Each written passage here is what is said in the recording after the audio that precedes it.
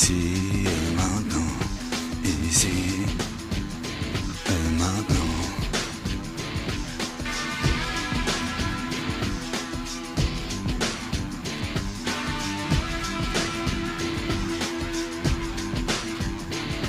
Ici et maintenant, ici et maintenant, ici et maintenant, ici et maintenant, ici et maintenant, ici et maintenant, ici et maintenant, ici et maintenant.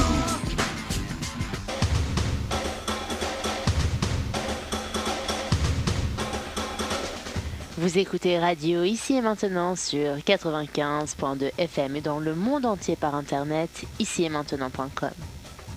L'humeur du temps présentée par David Abbassi, écrivain et historien, tous les lundis et chaque dernier samedi du mois dès 23h.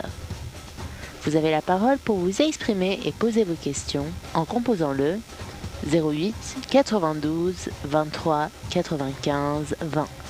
08 92 23 95 20.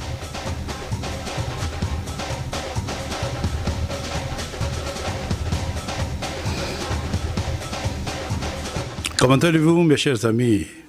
Alors, à notre lundi, et ce n'est pas comme tous les lundis. Pourquoi? Puisque vous avez un nouveau président ce soir. Depuis hier, c'est Emmanuel Macron qui devient 8e président de la République de la France. Charles de Gaulle, Georges Pompidou, Valéry Giscard d'Estaing, François Mitterrand, le grand monsieur de notre siècle, Jacques Chirac. Alors, après Jacques Chirac, ça, c'était Nicolas Sarkozy, François Hollande, et ici et maintenant, Emmanuel Macron. Emmanuel Macron, dimanche prochain, va prendre le pouvoir officiellement, comme vous le savez déjà. Un garçon de 39 ans, le plus jeune président du monde. On avait peut-être des petits chefs de tribu à des émirs un peu moins âgés, mais président de la République, c'est unique. Alors quelqu'un qui a commencé tôt et il a gagné rapidement. Vous pouvez vous rappeler, mes chers amis, beaucoup de gens ne croyaient pas en Macron. Mais aujourd'hui, il court derrière lui. Qu'il soit François Bayrou, Raffarin, Bruno Le Maire et beaucoup d'autres personnes et personnalités qui, plusieurs fois, ils ont annoncé à la télé, à la radio, qu'ils ne croient pas que Macron va gagner, mais vous avez pu constater qu'avant ou après le premier tour présidentiel, ils se sont ralliés ou soutenus cet jeune homme qui est venu et il a étonné le monde entier. Et franchement, je vais vous dire une chose. Avec le montée de Front National, il a sauvé la France d'un extrémisme. Alors l'extrémisme, on peut dire droite ou gauche, puisque les extrêmes, toujours, moi je pense que ce n'est pas avec les slogans qu'on peut gagner, avec les idées, si c'est juste, mais seulement ça, ça ne compte pas. En 4 lignes aujourd'hui et ici et maintenant, je vais vous dire comment Macron, moins d'1 an, il a gagné présidentiel de la France, ce que personne ne le croyait pas. C'est-à-dire, la surprise était présente. Pour la plupart des gens, ils croyaient, c'est comme aux États-Unis, la surprise, ça serait Le Pen. Mais les autres qui pensaient un peu sages, républicains, qui pensaient à la liberté, égalité, fraternité, des devises français, comme un pays laïque, ils croyaient à cette révolution dans la direction du pays. Alors, il y a déjà moins de 10 jours, j'ai annoncé, et vous étiez étonnés, personne n'en parlait pas encore, sauf peut-être Fillon, quand il parlait, il disait Emmanuel Hollande, François Macron, mais on ne parlait pas beaucoup dans le média, et je vous ai dit, le seul force, un des seules forces, il y en avait 5 forces derrière Macron, alors un qui était très important, c'était président François Hollande. Et président François Hollande, aujourd'hui, il a signé cette parole de David Abbassi que je l'avais annoncé, comme j'avais annoncé, comme quoi il va gagner, même avant qu'il soit candidat. On a des témoins assez bien placés en France, que quand on a vu cette jeune et l'équipe, je vois aujourd'hui, en Catherine, encore une fois, je vais vous dire, je vais vous préciser pourquoi moi je savais qu'il va gagner. Hollande, aujourd'hui, dans la cérémonie de 8 mai, il a montré au monde entier que lui, c'était le plus fort soutien pour Emmanuel Macron. Vous avez, vous, sans aucun doute, tous les respects et hommages qui a rendu président de la République, François Hollande, à président Macron. Vous avez vu à la télé, sans aucun doute. Mais une parole qui a lancé, qui a justifié ce que je vous ai dit il y a déjà une dizaine de jours, qu'est-ce qu'il a dit Hollande? Hollande, il a dit, Macron m'a suivi, puis s'est émancipé, sans trahir. Il n'a pas trahi Hollande. Il a fondé le mouvement En Marche, qui a changé de nom depuis ce matin.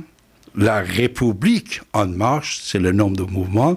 Il a mis une femme en tête de cette parti politique, cette nouvelle parti politique.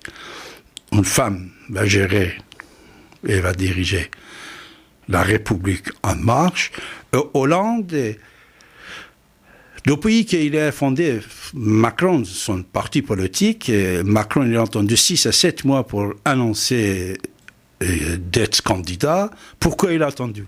Il a attendu son président, son beau-père, François Hollande, pour voir si lui, il va se présenter ou non. Mais en novembre, il était sûr qu'il ne va pas se présenter. Novembre 2016, il a annoncé d'être candidat et après, président Hollande, il a annoncé officiellement qu'il n'est pas candidat aux élections présidentielles. Emmanuel Macron, diplômé de l'ENA en 2004, l'homme de lettres et de la philosophie, n'est-ce pas?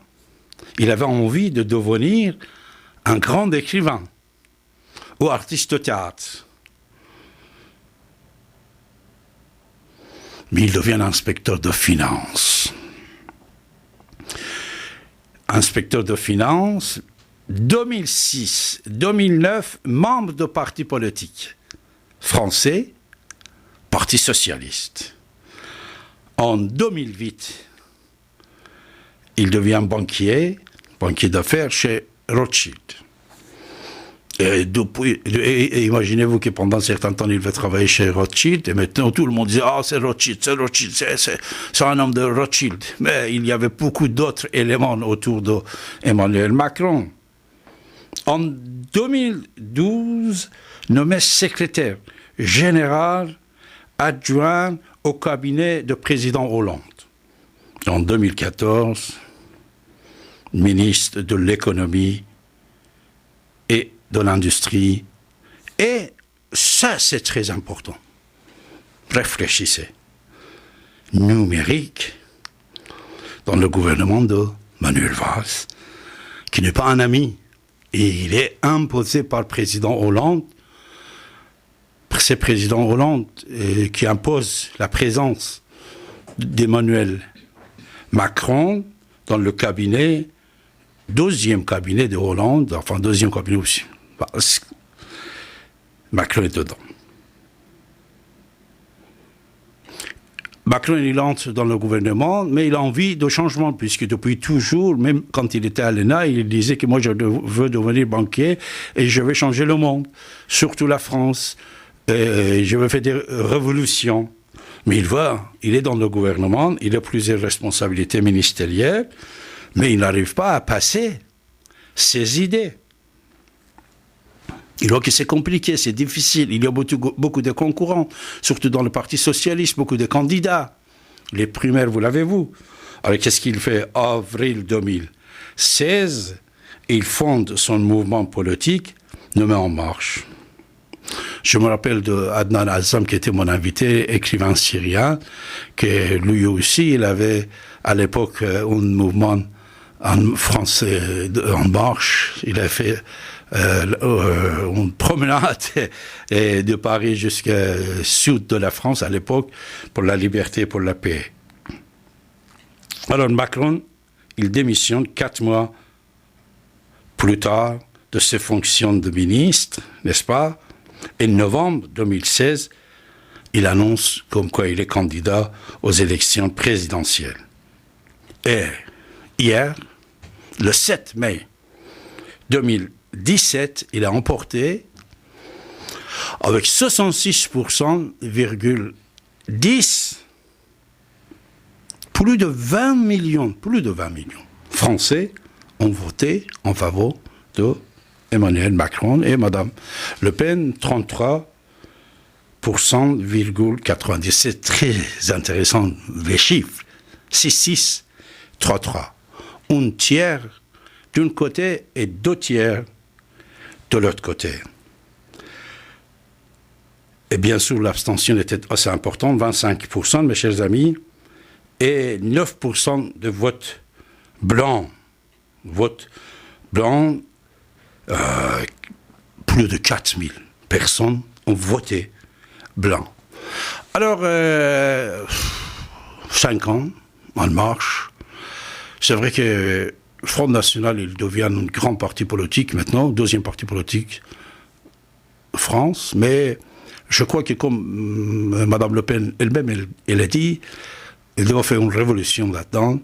Et si à notre image, comme Marion Maréchal Le Pen prend la tête, que c'est compliqué, c'est difficile, les jaloux et jalouses, ils ne vont pas permettre ça à cette partie.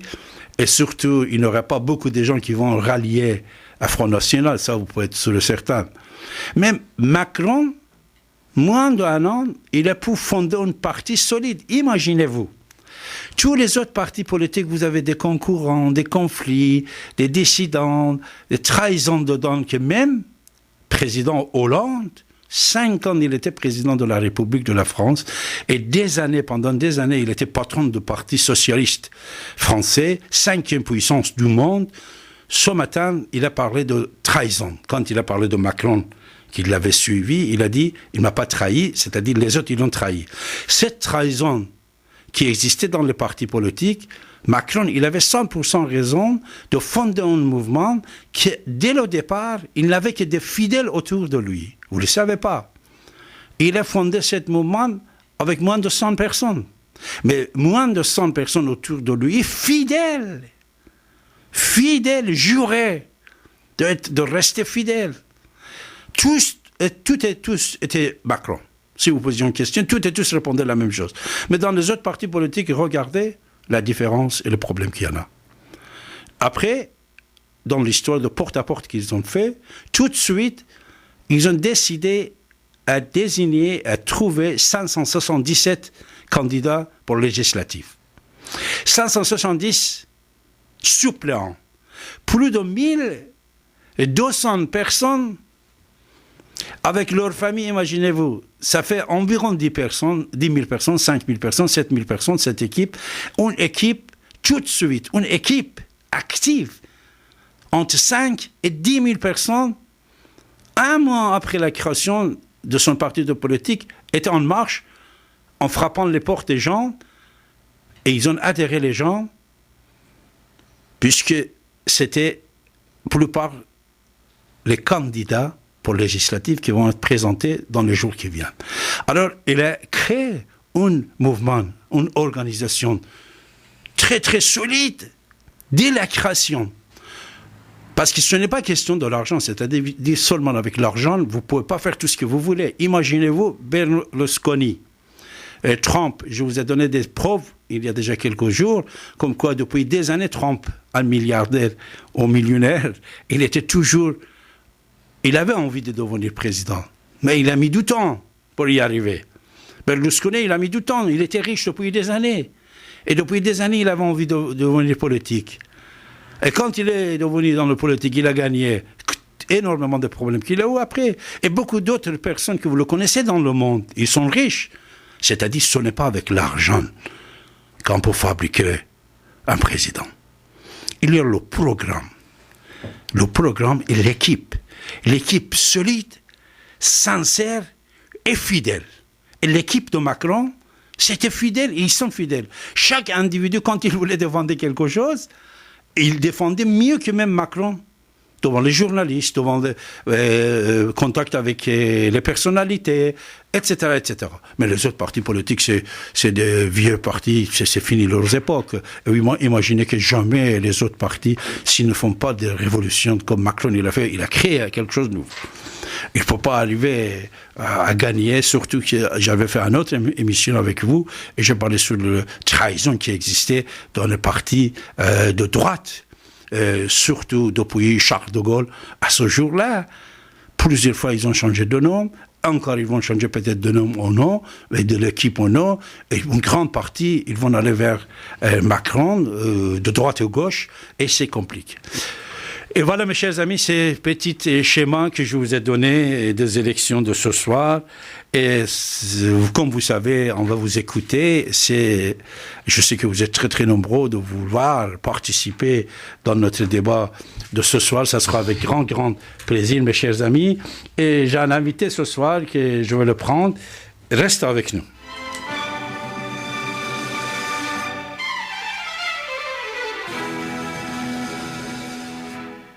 Vous êtes à l'écoute de la radio Ici et Maintenant sur 95 de FM et sur l'internet icietmaintenant.com. Monsieur Abbassi, écrivain et historien, est avec vous dernier samedi de chaque mois de 23h et son site internet davidabbassi.com. Ici et maintenant, ici et maintenant.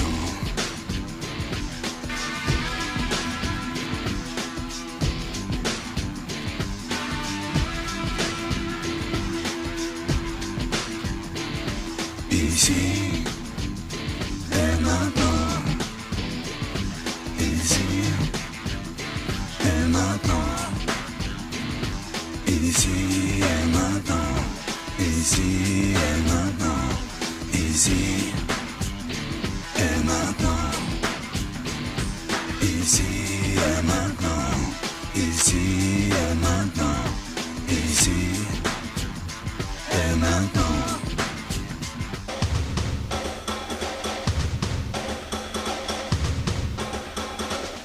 Vous écoutez Radio Ici et Maintenant sur 95.2 FM et dans le monde entier par internet, icietmaintenant.com.